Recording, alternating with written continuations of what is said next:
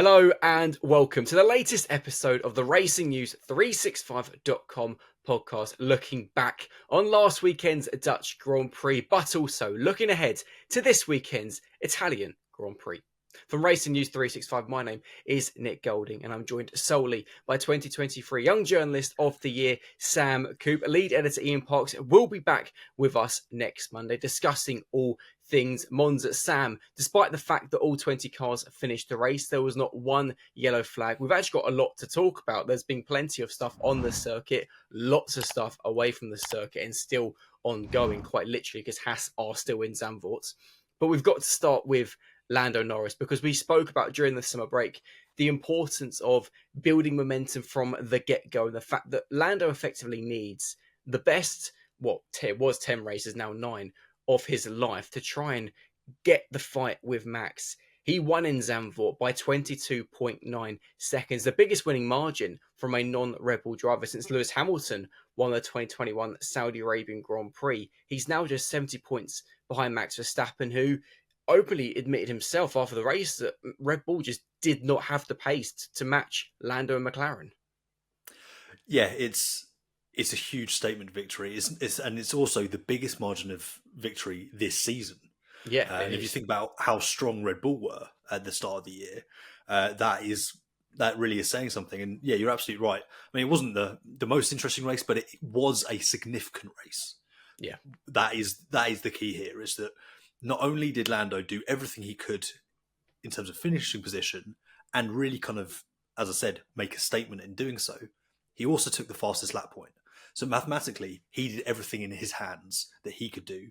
And you've got to really bank that when Max isn't winning, he's going to be P2, P3, quite often. We saw that even before the kind of the dominant days of the last couple of Red Bulls. So yeah, it's a really important swing for the final now 9 rounds, because you're looking at that and you're going, okay, there's a good chance that the upgrades McLaren brought to Zandvoort now mean that they do have not a similar margin to what Red Bull have enjoyed the last couple of years, but you've got to wager that they're going to be the strongest car on any given circuit.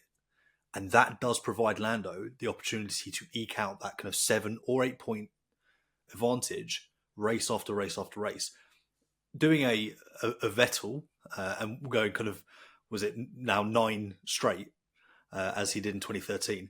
Yeah, very, very worthwhile read coming up on the website on that as well. So check out that. I think there's still a lot to play for, particularly again in the Constructors' Championship. That gap now down to just 30 points. They've lost 12 points from their advantage, and I think it's important to mention that Piastri finished 4th. He could have been fighting Max for 2nd, really. But I thought it was very interesting what Martin Brundle said as well, that he thinks Max maybe eased off a little bit. Yeah, the implication being that 22, 23 second advantage is somewhat artificial. It was strategically kind of banked by Max to kind of give the hurry up to the Red Bull team, because as we know, the upgrades they're bringing haven't yielded the returns that McLaren have, not even close. And that's even factoring in the whole kind of diminishing returns argument. and obviously with Red Bull as well, they actually reverted to several parts that they used back at the start of the season, and Jos Verstappen was pretty critical on that. And the interesting thing with Lando and McLaren in general was, yes, McLaren introduced a significant upgrade package, the most significant since Miami. And yet again, bizarrely, ever since McLaren started bringing these big upgrades since Austria last year, every single time they seem to land on their feet. All their upgrades have been working, whereas you look at, in recent races in the last couple of years, you look at Mercedes, Ferrari, Aston Martin, at times they introduced upgrades and took a step backwards. Red Bull appear to have done the same thing, whereas with McLaren, it's every upgrade, it's this huge step forward. And from Lando himself, it was not just an incredible race performance. His weekend in general, his qualifying performance, 0.3 of a second quicker than Max Verstappen, who was second in qualifying on Verstappen's home turf. Max was the only driver to have won in Zandvoort since it returned to the calendar. Obviously, not anymore because Lando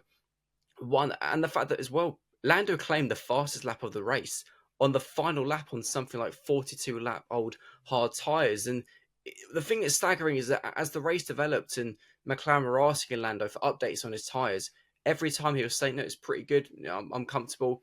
For Max, it was very different. And an issue for Red Bull, as addressed by Dr. Helmut Marko, was actually tyre management, something we're not used to seeing from Red Bull.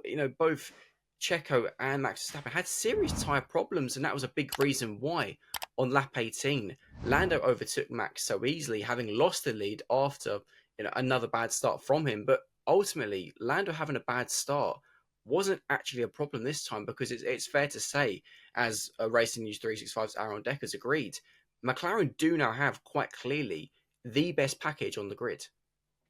And that's why this race was so significant, if not interesting. As you kind of highlighted at the top of the show, there's so much to unpack here. And yeah, for starters, McLaren have clearly unearthed something in this regulation set where they have this. They understand the route that they need to take their developments, and that's why they keep on hitting on them. There's no misses here from McLaren over the last, not since 2023 when they went that wrong way at the start of the season, and it took a while to kind of unwind that and then rebuild.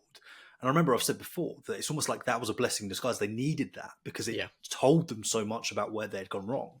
Whereas all the other teams, as they're going through this process, it's almost like they know less about the car the more they add on. And that's particularly worrying. And I think that makes me feel that McLaren won't come up against the extent of this kind of diminishing returns as we talk about that Red Bull have. And that's a scary proposition, right? Because they are, at the moment, as you say, the strongest package.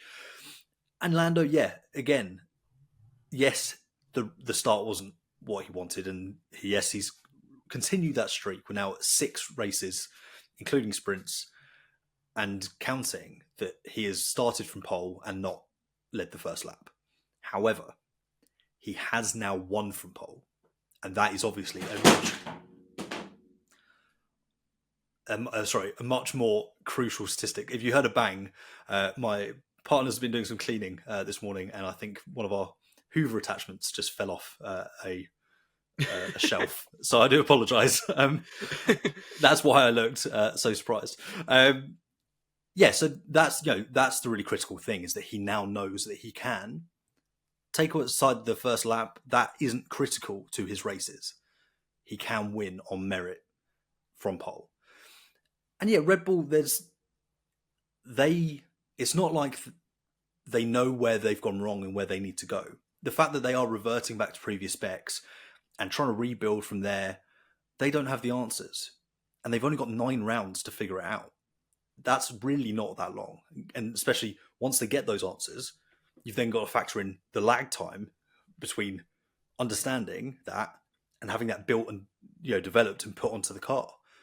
They're in a really, really difficult spot. So this is a wide open championship. And obviously Helmut Marko kept saying that the big issue for Red Bull is the balance of the car. And quite staggeringly, when they were showing onboards of Max Verstappen's car, particularly at turn 10, you could see him turning the steering wheel and the car just generally not turning, just not responding to his input. Whereas for McLaren, both Oscar and Lando, we'll talk about Oscar in a second, it just seemed that the McLaren was just completely on rails. And that's something we're not used to seeing from Red Bull, a car where even Max just seems uncomfortable and that it's not doing what he wants. And as you mentioned, it's almost like, and this is something that even former Haas boss Gunther Steiner said on this very podcast a few weeks ago, in that McLaren seem to have an understanding of the regulations that nobody else has, in that they're introducing these new parts, and every time they're seeing huge performance gains. Red Bull, as you pointed out, there's only 9 races left. We've got 3 races now across the next 4 weeks. The rounds are going to start whittling away very, very quickly. And okay, yes, Max has a big lead still in the drivers. 70 points is a massive margin for Lando to catch. And as you rightly pointed out, even on a bad day for Max, he is still finishing at worst 2nd or 3rd, which means by that logic, Lando's going to need to probably win every single race, which who knows, could happen. I think it's unlikely, but it's the Constructors' Championship, which is clearly the big problem now for Red Bull, because Sergio Perez in P6, not really a bad weekend for him, given that the car in general just wasn't performing very well. 30 points now, McLaren are behind. Really should be even less than that because Oscar Piastri, as we said, finished in fourth, just could not get past Charles Leclerc for third. And actually, had he got past Charles, would have probably caught Max given McLaren's pace. It does feel like in the next couple of rounds, looking at Monza, Azerbaijan, and Singapore, there's a very good chance that we're going to have a new leader in the Constructors' Championship going into I say the autumn break, but we have got obviously after the next 3 races another 3-week break, and it does feel like at the moment Red Bull won't be leading the championship when we get there. I know it's fascinating, isn't it? Yeah, because it's crazy. It's crazy the way it's all changed. A 12-point swing this weekend, 3 rounds. Yeah, you do the math. Like it's by theory, if you extrapolate this weekend across those next 3, we go into that autumn break with a McLaren lead, and I think we all felt that it was coming. It's heading that way. The momentum is most definitely with McLaren. Yeah. However, I don't think we quite thought it would happen by the autumn break. I thought this quick. We did not think this. Obviously, we've still got then 2 triple headers to go, and that will round out the season. So, I mean, when by the end of it all, it could actually end up looking like quite a convincing McLaren Constructors' victory at the end of the season, which is remarkable given how strong Red Bull were and actually how far off the pace McLaren were at the start of the season. They were the 3rd best car. They weren't right on the heels like Ferrari weren't right on the heels, but Ferrari were comfortably the 2nd best team. So it's all to play for, and I think what's really scary for Red Bull is the car just won't respond, won't do what they're expecting it to do. Sergio himself said that you take turn 9, turn 10 out of, off Zandvoort, you kind of take that out of the equation, and actually the car is a lot stronger. But the fact that they have certain profiles of corners that the car just does not want to work in doesn't bode well for the remaining 9 rounds. You want a fairly consistent package across all corner profiles. So that's a bad thing. And you mentioned earlier, Lando's gap in qualifying, 3.5 tenths almost on a 72nd lap, is massive. And this is where the Drivers' Championship could still theoretically be up for grabs. Because if Lando is going to be 3.5 tenths ahead roughly, or, it's going to be closer in many other places. But if he's ahead of Max on a consistent basis, if he finishes 2nd and Max finishes 4th or 5th, he's still making that same kind of gap from a 1st to a 2nd. So Max just needs to basically keep on Lando's tail as much as he possibly can, reduce the losses week in, week out, and occasionally, and he will over the course of the next 9 rounds, but he needs to try and maximise the times when he is quicker than Lando. If Lando's not winning, Max has to be. And of course, we now go into obviously the Italian Grand Prix, where Fernando Alonso thinks Ferrari are going to be really strong. Gunther Steiner thinks Mercedes are going to be strong. We can kind of guarantee that McLaren are also going to be up there. And actually, if Red Bull aren't on that kind of form as those teams I've just mentioned, all of a sudden you could have Lando not even winning, but still taking significant points out of both Red Bull and Max. So this weekend as well, it's a massive one for Red Bull because they need to try and get on top of the problems as quickly as possible, because if McLaren take another 10, 12 points out of them this weekend, then all of a sudden you almost do start favouring McLaren, despite the fact they're the chasers rather than Red Bull, which is, as you mentioned, given that Red Bull, the last couple of years they've had and the way they started this season in such dominant fashion, it's quite staggering that this turnaround. And obviously Jos Verstappen was pointing out how all the, I quote, good people are leaving. Obviously, Jonathan Wheatley's at the door end of the year. Adrian Newey's obviously going shortly. There's a lot of change going on at Red Bull, and it does feel quite odd that the timing of it all. And it's almost once the announcement of Newey was made, it's almost since then kind of thing. Problems have started to happen. It feels like something Red Bull haven't experienced before. Exactly, and that's what's so unique is that. I'll tell you. So over the winter, I spoke to Christian Horner at an event, and one of the questions I asked him, I said, kind of, You won, a couple of titles in a row now. Do you prefer being the hunter or the hunted? And he kind of gave the typical response: look, either way, you just focus on yourself. I'm happy to be here. Exactly. It's, it doesn't matter whether or not you're second or first. You just need to keep on improving, because in F1, you can't sit still. However, that was after the most dominant season in F1 history. It's now a very, very different proposition. I wonder what he would say. He'd probably say the same thing, but I wonder what he'd think now when asked that question. Because it is Red Bull, I think, are now probably appreciating the pressures that Mercedes were increasingly coming under throughout 2021. And what it's like to then all of a sudden be, the reigning champions. And yes, Mercedes did ultimately prevail in the Constructors' Championship that year, but they did lose. Hamilton lost the Drivers' Championship. So, that's contentious, but we'll sidestep that one for now. So it's a really, really tricky thing for Red Bull to try and grapple with. And if you push even a couple of races past Monza, and Monza will be key, just from saying, some people think that Ferrari will be dominant, some people think Mercedes will be dominant. We don't know. And that's the beauty of this season at this point, is you just don't know what you're going to get on any given weekend. But Singapore is looming large over Red Bull. It was the only race they didn't win last year. And not only did they not win, they looked ordinary there by their standards. That could be absolutely crushing for them if they bring the sort of form that they showed there in 2023, because they've lost the advantage they had. They could be, right down the order, potentially the lower reaches of the top 10.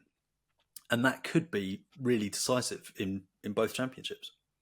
And that's a really good point. Of course, for those watching this podcast on YouTube, be sure to let us know your thoughts on McLaren and Red Bull in the comment section below. And who do you think is going to win the world title? Let us know. Let's move away from McLaren and Red Bull, because I've realised that it's been 17 minutes and that's all we've spoken about. And there is a lot to get on with. And let's talk about Charles Leclerc and Ferrari, because Leclerc finished P3, did a tremendous job, actually, one of his best drives of the season, I think, to fend off Oscar Piastri in a significantly quicker car. P3 for Leclerc in Zandvoort. Even surprised himself with the podium. I think surprised all of us as well. But an important result for Ferrari, because ahead of the summer break, Leclerc inherited a podium in Spa after George Russell's disqualification, but Ferrari had kind of been struggling a little bit. And this result now in Zandvoort is a massive boost for the team and kind of takes away a bit of pressure from Mercedes, who have been catching them quite quickly in the Constructors' standings. Ahead of Monza this weekend, their home race, a massive one for them. Leclerc's podium has come on merit at a brilliant time for the team. Absolutely, and it looks like they are now in the position to fight for podiums. Yeah. And, and that might be, fighting for a third on occasion where, maybe one of the McLarens or Max Verstappen isn't quite able to maximise their weekend, because we've got a situation now where it feels a little bit like the McLarens and Max are starting to kind of edge away, or not edge away, but like they are slightly ahead. There's an advantage there for them. Yeah, exactly. And then you've got this group of 5 behind, which is the Mercedes, the Ferraris, and Sergio Perez. And I think Ferrari will be really encouraged, partly because Mercedes looks like they fell back slightly. They weren't as competitive in Zandvoort as they have been, and that's obviously going to be quite puzzling for them. But Ferrari were legitimately on the pace of Mercedes, if not quicker than Mercedes. Well, the results suggest they are quicker at Zandvoort, and that will be really, really positive for them heading into their home race, and again a race where people think they'll be strong. Carlos Sainz, yes, he didn't have a very good qualifying, but he also had a completely disrupted weekend to that point. Yeah. He, FP1 was a mess with the wind and it was wet to dry. FP2 was wiped out for Carlos Sainz with his gearbox issue, and FP3 was obviously wet, and then we had Logan Sargeant. Was it wet? I think it was wet, but either way. Yeah, it was wet. Then Logan Sargeant binned it in huge fashion. We will discuss that, obviously. Which was about, what, 40 minutes, 45 minutes of the session. Delay. So it was, the vast majority of the running. So he essentially went into qualifying completely blind. And the Ferrari has enough pace for him to get through Q1. Absolutely no problems. But he actually said himself, the problem with Q2 is he's like, I didn't know how to prepare the tyres, what wing setup or angles I needed to get the most out of that lap. And he just didn't have enough data, enough information. And it's so easy to sit here and go, oh, the Ferrari should always be getting to Q3. The margins are so thin. They're so fine that improper prep will have that impact. So I think he did pretty well, all things considered. And we saw that in the race. He moved forward. He looked comfortable, whereas George Russell moved back. And Charles Leclerc had a fantastic defensive drive and absolutely maximised on what was possible. Absolutely. And you mentioned there, obviously, Russell and Hamilton. Obviously, Hamilton, like Sainz, was knocked out in Q2. And of course, Hamilton actually started the race from 14th after also getting a 3-place grid penalty for impeding Sergio Perez. Or in all fairness, I think even Perez, after seeing it, kind of thought it's not a lot Lewis can do. But given the way the stewards worked this season, the rule book, it was a slam dunk penalty. But obviously, Hamilton recovered from 14th to 8th and actually had really good pace that would have been enough to challenge potentially Leclerc for a podium, but because of where he started, it wasn't possible. For George Russell, it was a complete flip because he just had no pace. He fell backwards, as you mentioned.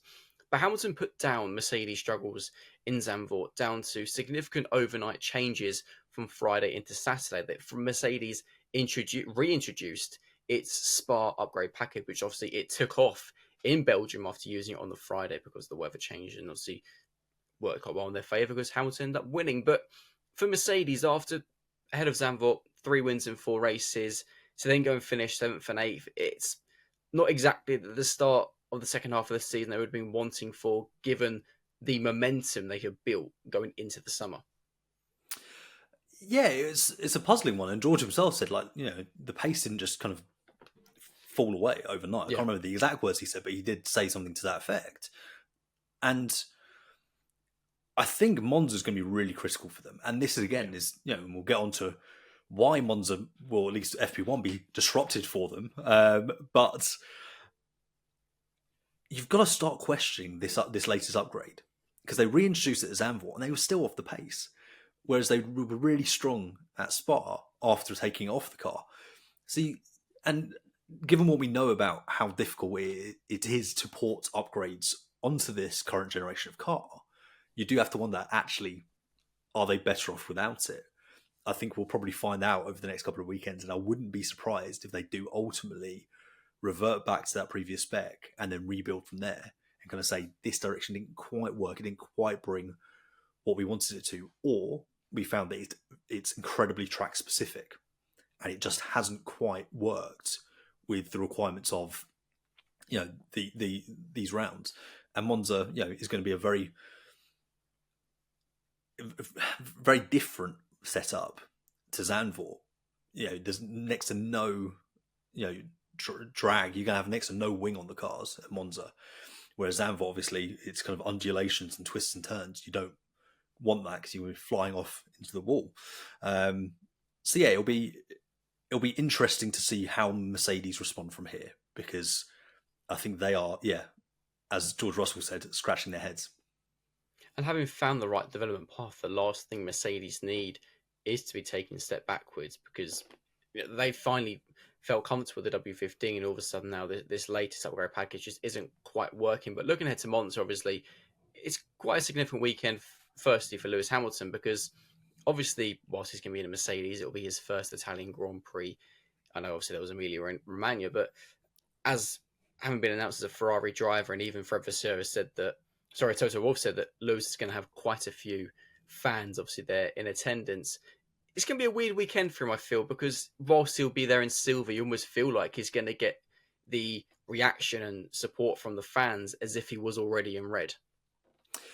Yeah, exactly. You've hit the nail on the head. And also, you're right to say that, yes, there was him earlier in the season, but Monza is different. Yeah. It's Monza, right? It's, so yes, the Tifosi will be out in full force and they are going to be very excited and interested in their shiny, incredibly successful and decorated new toy. It was interesting. Lewis kind of sidestepped this question over the weekend when asked, kind of, are you looking forward to it? Kind of, Ferrari driver in waiting.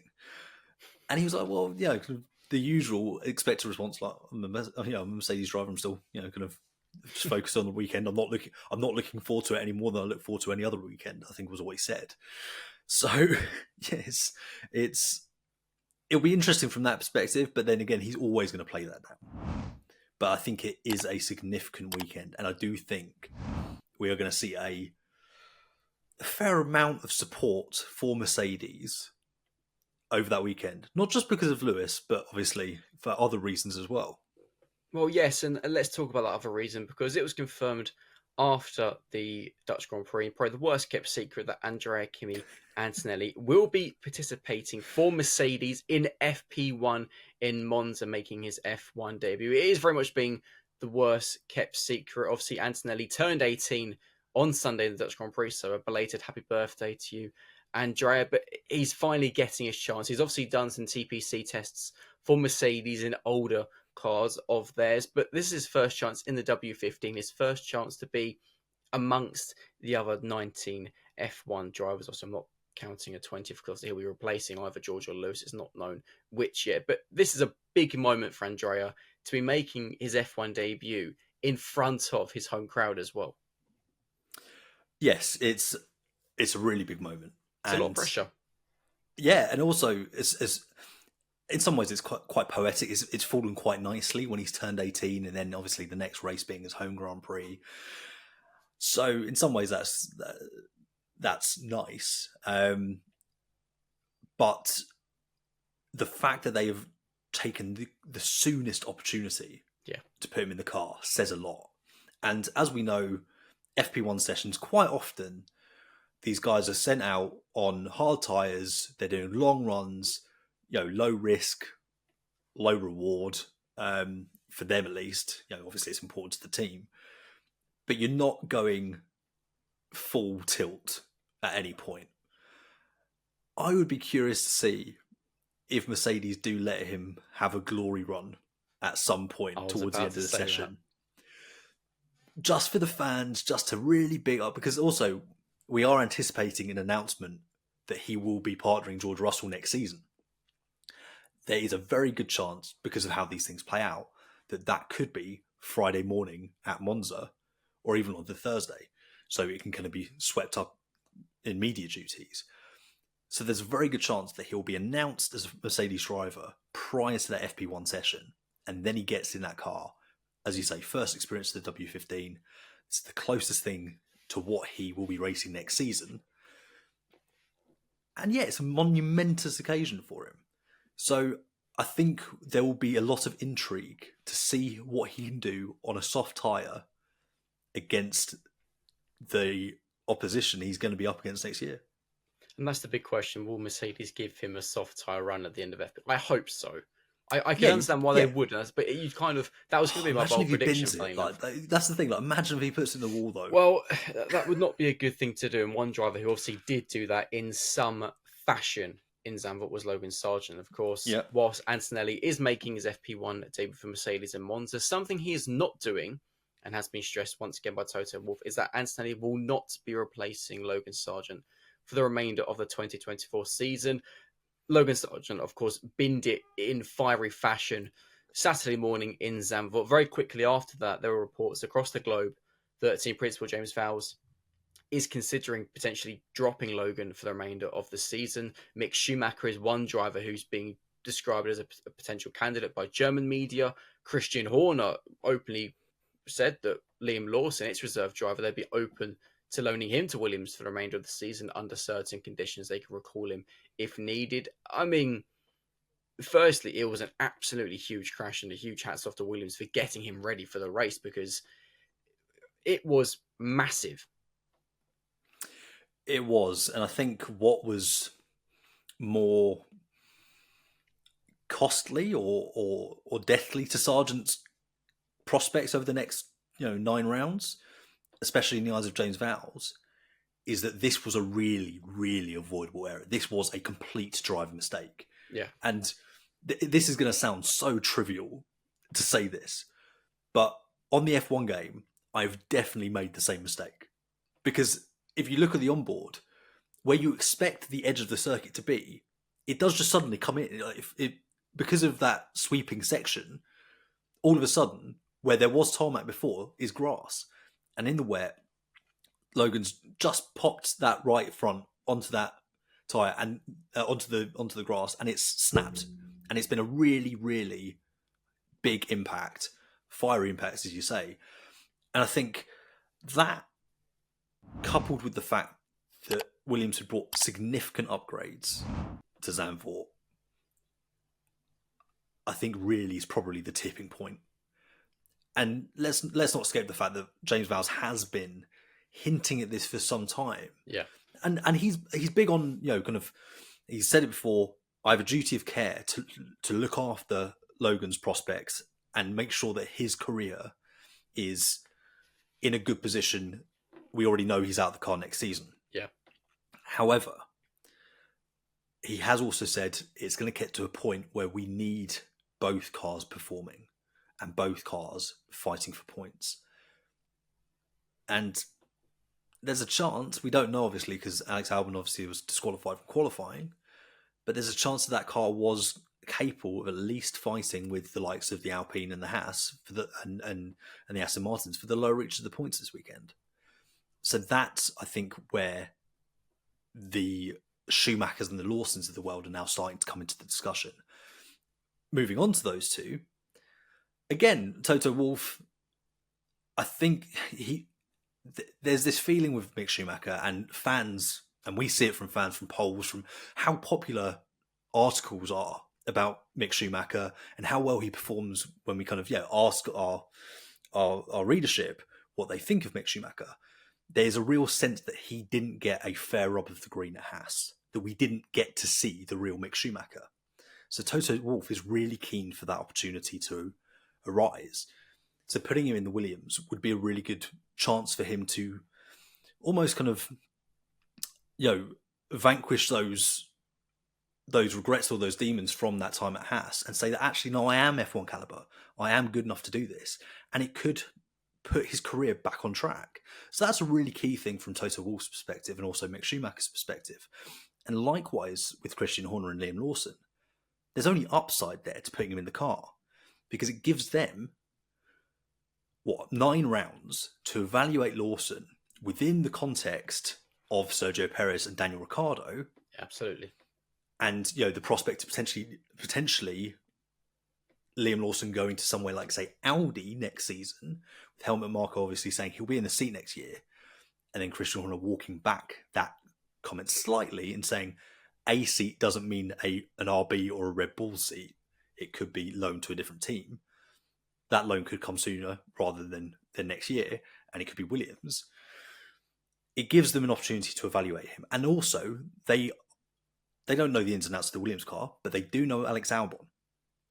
That he is a marker that they can benchmark. Very good point. Yeah. Liam Lawson again. So there's only upside there for them as well. So I'm not surprised to see both of those guys forwarding their candidates for this kind of super sub role. Because why wouldn't you? And if you're Williams, you're looking at the prospect of, there's other Mercedes drivers in the stable, Fred Vesti, who hasn't been talked about. Toto Wolff himself said his future lies elsewhere. In other series, he's going to be, he's going to be a professional racing driver, but not in F1. Franco Colapinto isn't ready. He's still in the midst of his of an F2 season.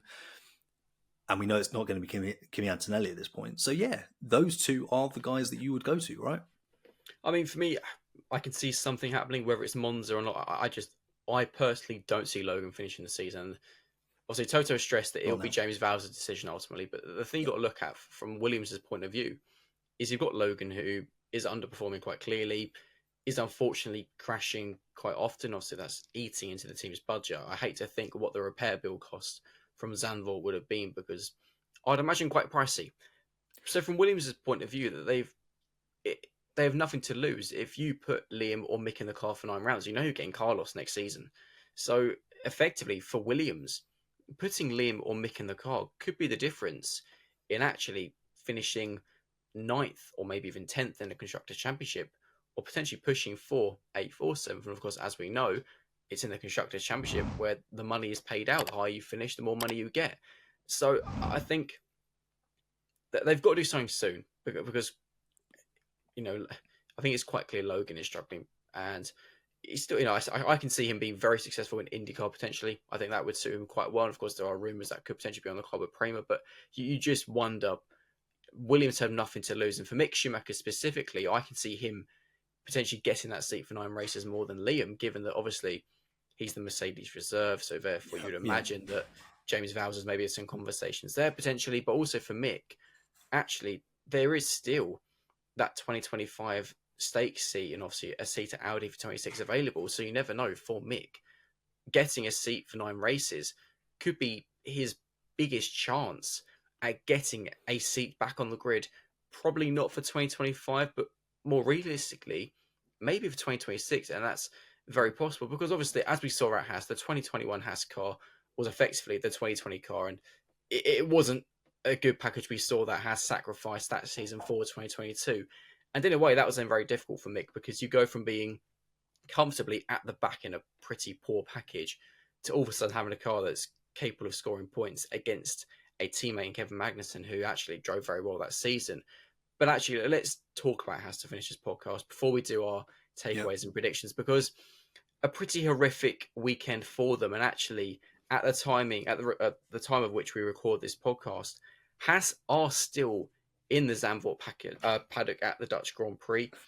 And yeah, it's not looking good for them, of course, they're having to pay this debt to former title partner Raikkonen. Of course, we're not going to get into the politics of the whole thing, but more importantly, there is Monza this weekend. We know it's about a 24-hour drive from Zandvoort to Monza.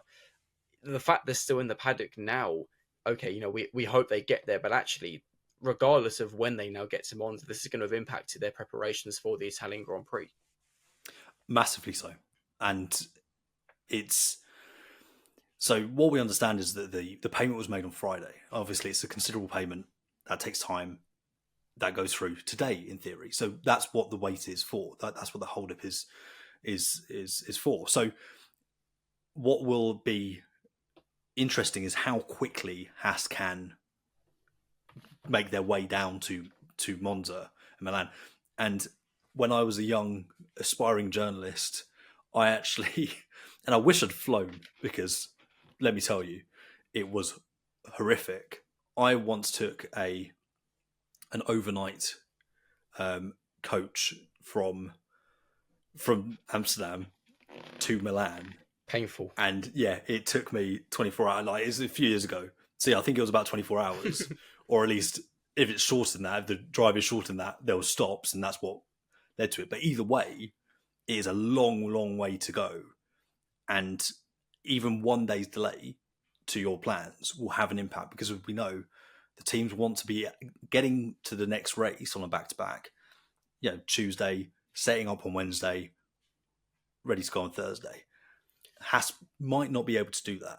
Yeah, and obviously we do actually have confirmations. There's actually breaking news at the time of recording this, in that Raikkonen has received payment from Haas. So obviously Haas are now allowed to leave Zandvoort in the Netherlands to make their way down, but nevertheless, this is still later than they would normally leave a paddock. So their preparations, regardless, they're going to be rushed to get to Monza and get everything ready, because it's a double header. And as we've seen, who knows what the traffic's going to be like. There is all things that could further delay them, because it's already now, at the time of recording this, it's 12:30 UK time. If it's a 24-hour drive, realistically, they're not going to be getting there until midday Tuesday, perhaps late hours, early hours of Wednesday morning. So it's going to be a tough weekend regardless for Haas.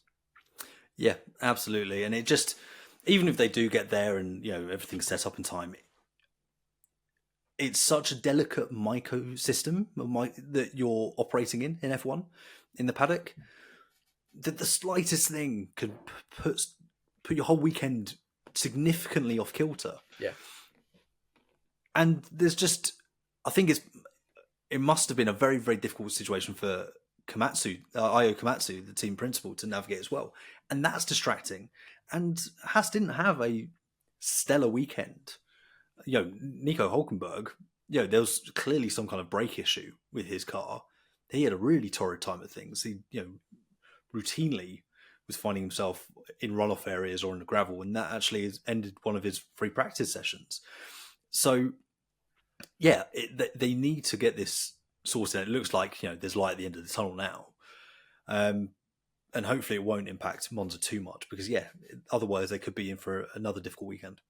Well, I hope traffic is in their favour on the way down. Sam, before we wrap up, it is that time. We need to do our biggest takeaway from the Dutch Grand Prix and also a bold prediction for Monza. So, as you have spoken for the majority of this podcast, I will go first to give you a breather and a time to think. So, my biggest takeaway from the Italian Grand Prix is that quite clearly McLaren do have, we've undenied it over the last few races prior to the summer break, but I think it's safe to say McLaren do have not only the quickest car, but actually the quickest car by, it seems, by a couple of tenths of a second per lap, which is something, if you go back to the start of 2023 and then being at the back, I don't think we'd ever be saying, but here we are. So hats off to McLaren, great job. But my bold prediction ahead of the Italian Grand Prix is that I think Lando wins again. If he wins again in Monza, that's some momentum. Not only McLaren have, but he has. And a Monza win for Norris puts significant pressure, not just on Red Bull, but on Max, because, as we've said, there are a lot of teams expected to be strong in Monza, and Monza is typically quite a close race, given it is just fast and furious, and the race itself normally doesn't take that long to complete. If Lando wins again in Monza, Max has to be at worst on the podium, because otherwise, all of a sudden, it won't just be a further 8 points taken out. It could be a further 15, it could be a further 20. And all of a sudden, when that happens, the story of is there a fight in the Drivers' Championship will just ignite and build significantly ahead of races like Azerbaijan and Singapore, which actually could be quite tricky for Red Bull based on last season, particularly Singapore.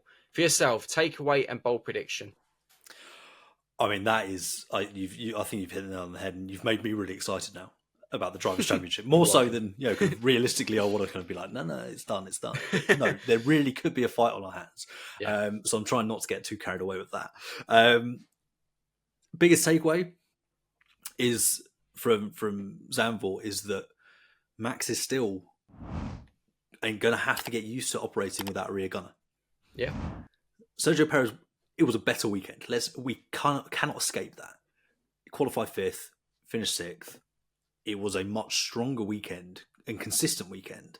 Didn't look great in practice, but he was kind of where he needed to be for the rest of the weekend. But given the gains that other cars have made on the RB20, that just isn't enough for Red Bull anymore. And we knew that Constructors' Championship-wise, that's increasingly looking like it's the case Drivers' Championship-wise as well. Because if Oscar Piastri can worm his way in between Lando and Max, as you rightly point out, on a consistent basis, Max could be in some serious trouble here. So that was my big take home, is that, the things that Sergio Perez has been struggling with aren't just going to evaporate overnight because he's been given a new lease of life. And as for predictions for the weekend, I don't think Max Verstappen makes the podium. Oh, straight. That's bold. I think McLaren are going to be very, very strong.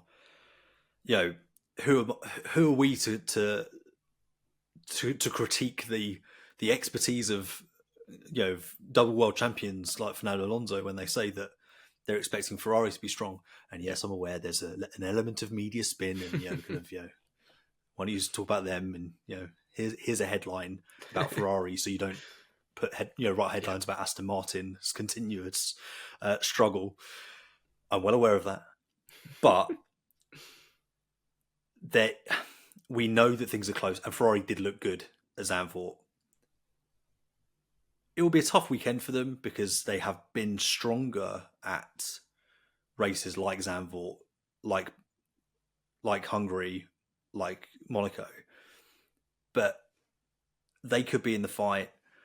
Mercedes as well, they could be right back there. So I think there's a good chance that Max struggles to make the podium because you only really need one of the Ferraris or Mercedes to be really strong, and then he's fighting for that podium. Absolutely, Sam. Amazing stuff. Of course, as I've mentioned, for those who are watching this podcast on YouTube, be sure to comment below anything that we've discussed during this podcast you've had your thoughts on. Of course, also let us know your biggest takeaways from Zandvoort and your bold predictions ahead of Monza. This has been the latest episode of the Racing News 365.com podcast from myself and Sam. We'll see you next time. See you later. Thanks for joining us.